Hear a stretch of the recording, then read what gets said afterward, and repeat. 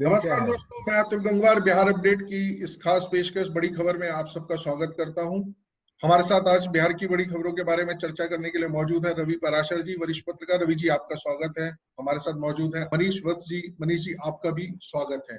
मनीष जी, क्या है आज सोशल मीडिया पे बड़ी खबरें, कृपया करके थोड़ा संक्षेप में बताएं। सोशल मीडिया पे कल से तो एक चीज चर्चा में थी, हालांकि वो बाद में फेक न्यूज के रूप में वो चर्चा में आई थी। शारदा सिन्हा लोक गायिका है बिहार की, उनकी मृत्यु की खबर लोगों ने वायरल कर दी थी। बाद में उन्होंने खुद आकर वीडियो में बताया कि वो जिंदा है। अभी उनके बेटे ने भी बताया उनको कुछ नहीं हुआ, हालांकि वो कोरोना पॉजिटिव है, हॉस्पिटल में है।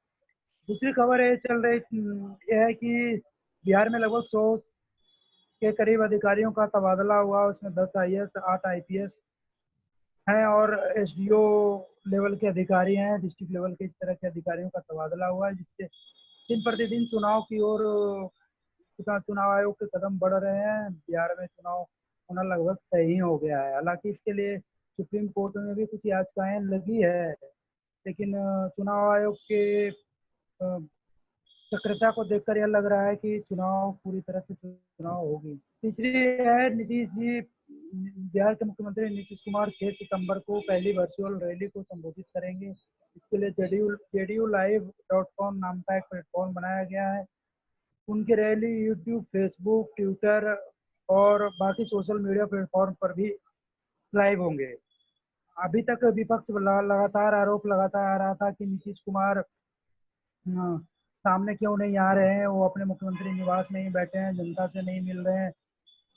तो उन सबों के आरोप को जवाब देने के लिए नीतीश कुमार पहली बार अपना वर्चुअल रैली संबोधित करने के लिए बाहर आ रहे हैं। इसके अलावा रघुवंश प्रसाद सिंह की खबर है, उनके बारे में चर्चा है। JDU ने उनको आमंत्रित किया है कि आप हमारे पार्टी में शामिल हो जाएं।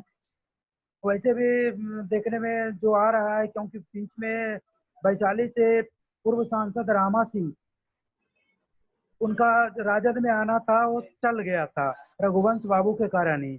लेकिन अभी खबर आ रही है कि रामा सिंह राजद में शामिल होने जा रहे हैं, 2-4 दिनों में राजद की सदस्यता लेंगे। इससे इससे तय हो गया है कि तेजस्वी यादव रघुवंश बाबू को बहुत ज्यादा भाव देने के मूड में नहीं है। उन्होंने ऐसे भी तेज प्रताप ने कह दिया है कि 1 लोटा पानी अगर समुद्र से निकाल भी ले जाए तो कोई फर्क नहीं पड़ेगा। तो कुल मिलाकर रघुवंश प्रसाद सिंह राजद से बाहर ही हो जाएंगे। रघुवंश प्रसाद सिंह भी वैशाली क्षेत्र में उनका दबदबा है और रामा सिंह भी का भी वहाँ ही दबदबा है। ऐसे में उनका लगभग राजद छोड़ना तय हो गया है। अब कहाँ जाते हैं, JDU आमंत्रित कर रही है तो शायद JDU में जाएं, भाजपा में जाएं, कहाँ जाएंगे वो तय करेंगे। इसके अलावा सुशील मोदी ने कल के CWC में जिस तरह से सोनिया गांधी को अध्यक्ष चुन लिया गया, उस पर उन्होंने हमला बोला है कि कांग्रेस पार्टी का आंतरिक लोकतंत्र पूरी तरह से खत्म हो गया है और इस बार CWC में कांग्रेस ने अपने आंतरिक लोकतंत्र की हत्या कर दी है। जिस तरह से सोनिया गांधी को दोबारा अध्यक्ष चुन लिया गया और जिस तरह की नाटकीय ढंग से जिस तरह से 23 नेताओं ने चिट्ठी लिखी और राहुल प्रियंका ने उनको विद्रोही करार दिया, उससे पता चलता है कि कांग्रेस ना सिर्फ जनता से दूर होते जा रही है बल्कि कांग्रेस में आंतरिक लोकतंत्र भी नहीं बचा है। सुशील मोदी का कहना है। जनता दल यूनाइटेड ने पूरी तैयारी कर ली है चुनाव की। उन्होंने JDU लाइव के नाम से एक सोशल मीडिया प्लेटफॉर्म बनाया है, डिजिटल प्लेटफॉर्म, जहां से 2 सितंबर को जिसका नीतीश कुमार उद्घाटन करने वाले हैं और उसके बाद 6 सितंबर को एक वर्चुअल रैली को जिसमें JDU के तमाम कार्यकर्ता प्रदेश भर के जुड़ेंगे, उसको संबोधित करने जा रहे हैं।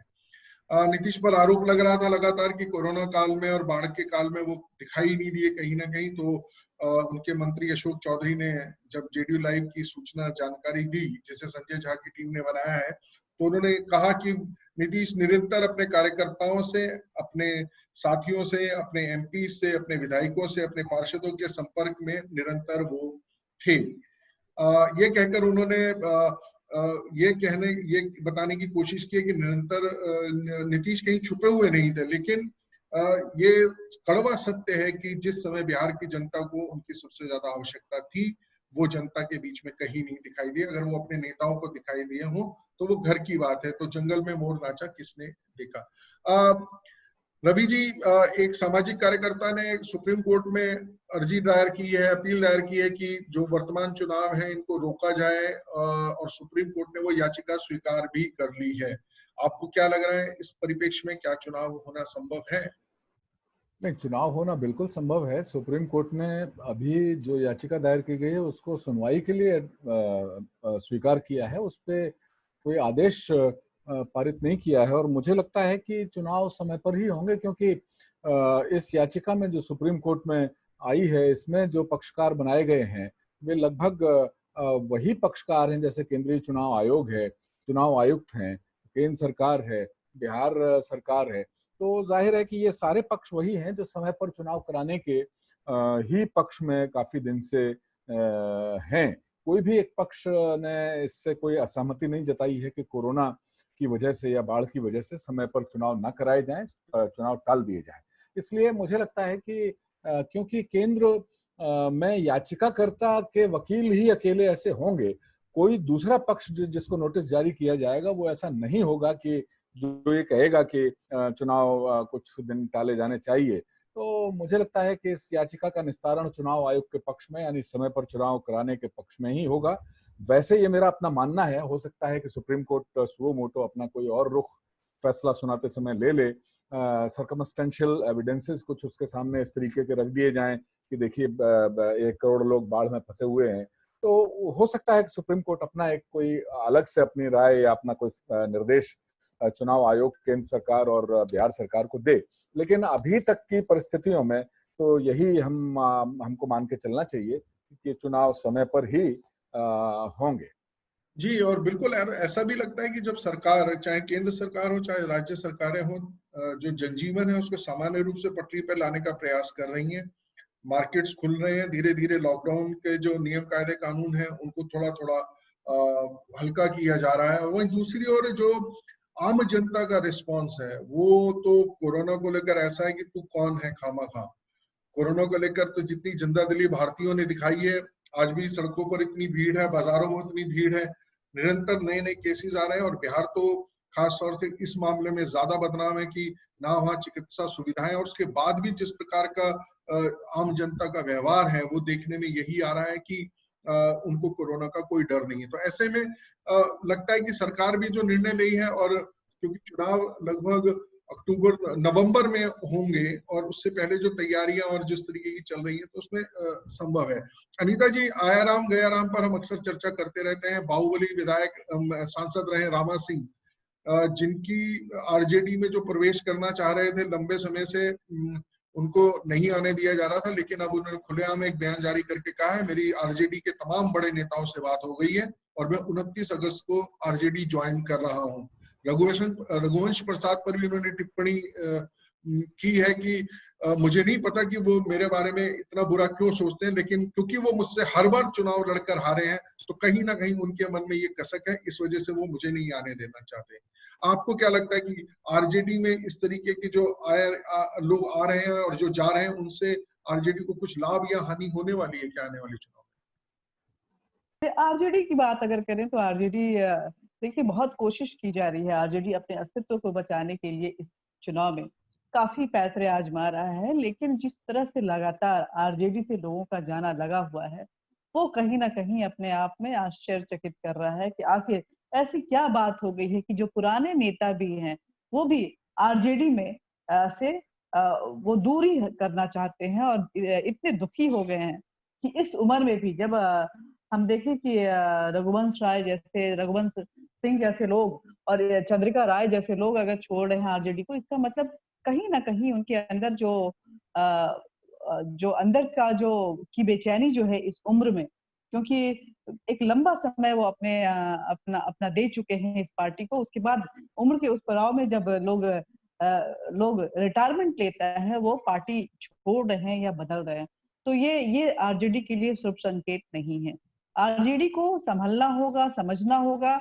तेजस्वी भले एक युवा नेता है, लेकिन बुजुर्गों को और सीनियर लीडर्स को किस तरह से बांधना है ये कला भी उनको आनी चाहिए। अगर लीडरशिप क्वालिटी आप में नहीं है, आप बुजुर्गों के साथ और युवाओं के साथ सामंजस्य बैठा के नहीं चल पाते हैं, तो जाहिर सी बात है इसका खामियाजा उस लीडरशिप में बैकग्राउंड में चल रहे उन सभी लोगों को भुगतना पड़ता है जो उसके साथ जुड़े हुए होते हैं। तो आरजेडी को शायद इसका खामियाजा भुगतना पड़ सकता है, लेकिन जेडीयू भी बहुत बहुत बड़ी तीर नहीं मारे हुए है। जेडीयू में क्योंकि अभी सत्ता पक्ष में है इसलिए अपर हैंड पे है, लेकिन मुख्यमंत्री जिस तरह से जनता के बीच गायब नजर आ रहे हैं और जनता को लगातार उनसे शिकायत बनी हुई है, ये कहीं ना कहीं स्पेस दिया जा रहा है दूसरी पार्टियों को कि आप सत्ता पक्ष की तरफ से कि वो उसको ग्रैब कर सकते हैं।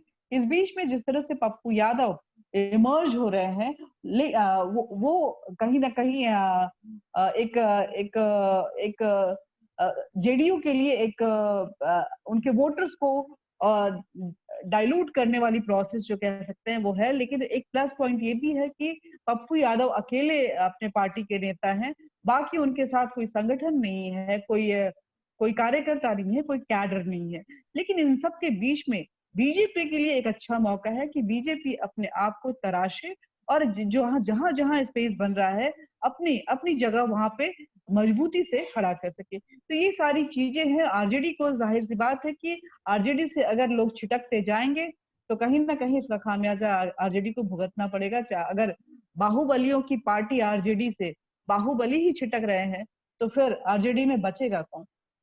उनके सीनियर लीडर्स जो सामाजिक ढांचा माने जाते थे और समाज के हर वर्ग को साधते थे, अगर वो छिटक रहे हैं तो फिर आरजेडी को संभालेगा कौन? ये सारे बहुत सारे प्रश्न हैं, बहुत सारी चीजें हैं जिसको कि आरजेडी को मंथन करने की जरूरत है। समय बहुत कम है। अगर सुप्रीम कोर्ट के निर्देश पे चुनाव आगे नहीं बढ़ता है तो महज 2 महीने रह गए हैं और इस कम समय में आरजेडी किस तरह से अपने आप को संतुलित करके अपने खड़ा करती है, ये एक जनता की नजर, मीडिया की नजर सब इस पे बनी रहेगी, क्योंकि लालू प्रसाद यादव है नहीं और लालू प्रसाद यादव के रूप में तेजस्वी सबको स्वीकार्य हैं, लेकिन लीडर के रूप में कहीं ना कहीं उनसे लोग छिटकते हुए नजर आ रहे हैं। जी जी, बिल्कुल ऐसा दिखाई दे रहा है कि लालू प्रसाद यादव ने जो विरासत सौंपी थी उसको कहीं ना कहीं उसका बोझ उठाने में, उसको संभालने में तेजस्वी और तेज प्रताप दोनों नाकामयाब हुए हैं, क्योंकि जो टोली थी उनके पिता की, जिन्होंने एक साथ मिलकर राजद को राजद बनाया था, कहीं ना कहीं उनसे छिटकना ये बात बताता है कि राजद के संकट थोड़े गहरे हैं और नए लोग किस प्रकार से राजद में, जिनको तेजस्वी और तेज प्रताप हैंडल कर पाएंगे, ये भी देखना होगा। और चुनाव क्योंकि बिल्कुल सर पर है, और अनिता जी ने सही कहा कि इतनी जल्दी राजद को दोबारा खड़ा करना और नए लोगों के साथ मिलकर उसको चुनाव लड़ने के लिए तैयार करना, कहीं ना कहीं उस सिस्टम में भी दिक्कत आ सकती है। और ये दिक्कत इसलिए भी और बढ़ जाती है कि ये ध्यान में रखना होगा कि पिछला चुनाव उन्होंने जदयू के साथ मिलकर लड़ा था, और अब जदयू और भाजपा दोनों, जिसमें भाजपा इस समय बहुत ही मजबूत स्थिति में है, ये उसके खिलाफ वो चुनाव उनको लड़ना है। बिहार अपडेट में आज हमारी चर्चा बस यहीं तक रहेगी। आप भी हम लोगों के साथ जुड़ सकते हैं। biharupdate@gmail.com पर आप हमें मेल करें, अपनी बातें, अपनी राय हमको दें, हम उनको प्रोग्राम में शामिल करेंगे।